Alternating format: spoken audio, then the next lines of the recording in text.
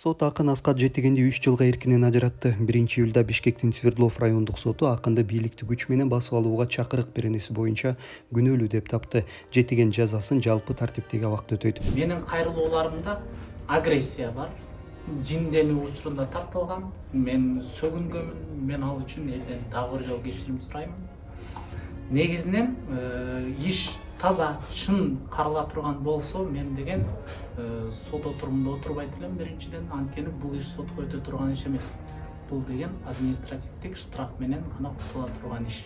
Ошол эле учурда сот Аскат Жетигенди иштин 2-эпизоду боюнча актады. Ага бийлик өкүлдөрүнүн мыйзамдуу талаптарына баш ийбөөгө жана массалык баш алмандыктарга чакыруу беренеси боюнча айып тагылып аткан. Бирок сот аны кылмыштын курамы жок болгондуктан күнөөсүз деп тапты. Акын соттун аны эркинен ажыраткан өкүмүн негизсиз деп эсептейт. Аскат Жетиген 20-мартта президент Садыр Жапаровду жана УКМКнын төрагасы Камчыбек Ташиевди сындаган видео жаздыргандан кийин кармалган. Ал видеодо аларды сөккөн. Жетиген баш коргоо чарасы каралганча тизөө бирди кармалды. Мурдараак акын УКМКнын Бишкектеги бөлүмүндө ток менен кыйноого алынганын билдирген. Атайын кызмат бул билдирүүгө комментарий берген эмес.